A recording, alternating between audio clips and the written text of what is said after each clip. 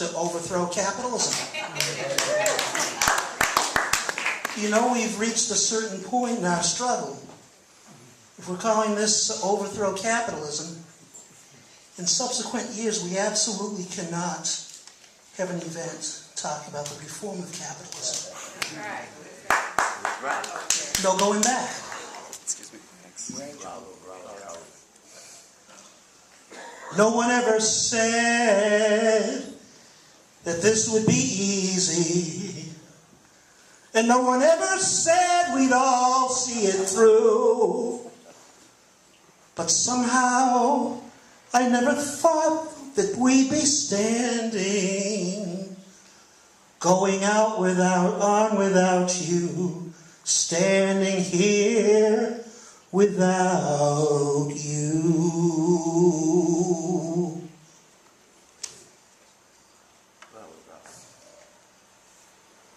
The name of the first poem is Invoked. It's for the people of Gaza and Palestine as a whole.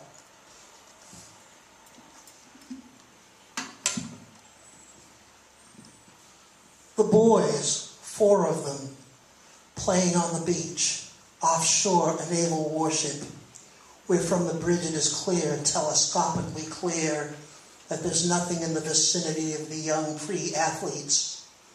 No buildings, no suspicious objects.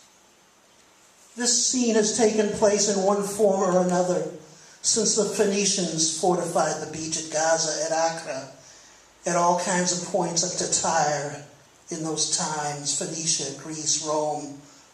Boys played peacefully on the beach to become fishermen. But today is different. The naval vessel, no longer wood but steel, has a bridge on which there's a clear view and no excuse for the few seconds, the explosive rockets, the 4 dead bodies of playful boys. The funerals take place the next day. The grieving will take eternities alongside those of the victims of mass carnage, the likes not seen since the time of the Crusades.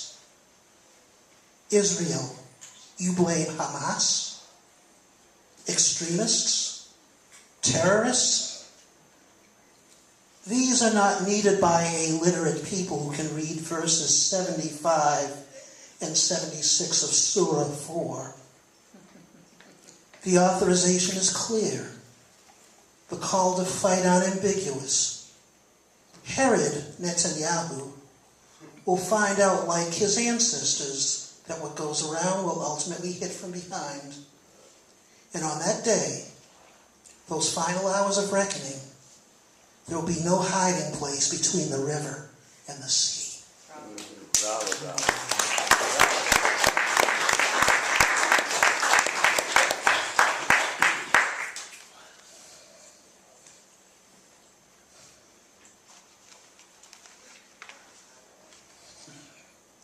I don't know what it takes to understand that we're fighting fascism, and that correct investigation of crimes committed ever since the time of the patrollers, of the redemptorists in their baseball leagues bats used for other kinds of sport in a clannish way, of the days of We Charge genocide, when hundreds of black veterans were murdered by white terrorists in and out of blue, and state executions ran rampant. The 1945-1949 skip over the Hollywood 10 beginnings of McCarthyist jackboot repression, the Mississippi goddamn Sovereignty Commission, and every off and on duty death squad visitation to those judged too gifted, too black, too uppity in literacy, let alone degree, was to put a black man or woman at life risk, and every countless, too countless to catalog atrocity in this offering freedom to the white and demands of bravery from the rest of us. In the secure home where we see club-induced stars and whip-induced stripes forever, and that are expected to call the police, assume they're our friends, Such demands of us can only be made by those who never experienced jail or beatings or even a parking ticket enforceable within the full weight of the law, up to and including drones. I don't understand what it takes to call old times not forgotten for the memory-barbed razor-wire joggers that they are. And I truly don't know what it takes to call fascism for what it is and find ways to kill it before it kills us.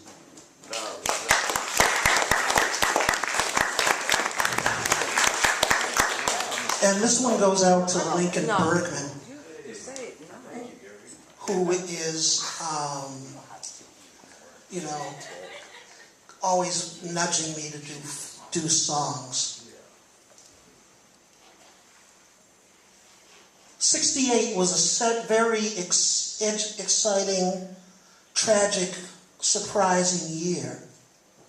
A Tet offensive year of showing that brown man handled in one hand the AK-47 in the other, showing who held the light at the end of Coochie and other tunnels. 68 was a Prague, Paris, Berkeley, Oakland, New York, Beijing year of struggle to see who was going to get it right in figuring out this revolution.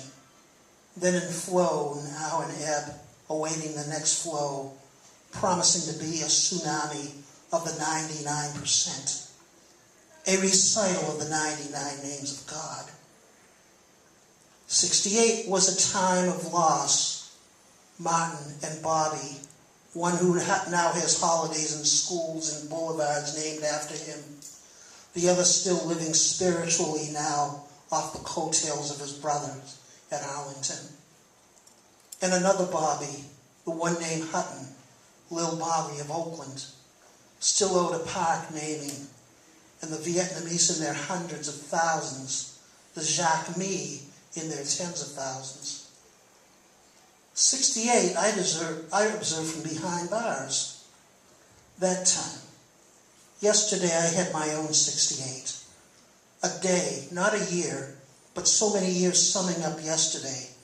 And as I celebrated that day in a Berkeley restaurant among comrades and friends, I cried internally over those who I ran the streets of my youth with and who I broke the bread of politics with, surviving pending the time of overthrow. And I toasted them quietly, toasted them with a Black Russian and Alexander Pushkin, toasted them silently, poetically, silently.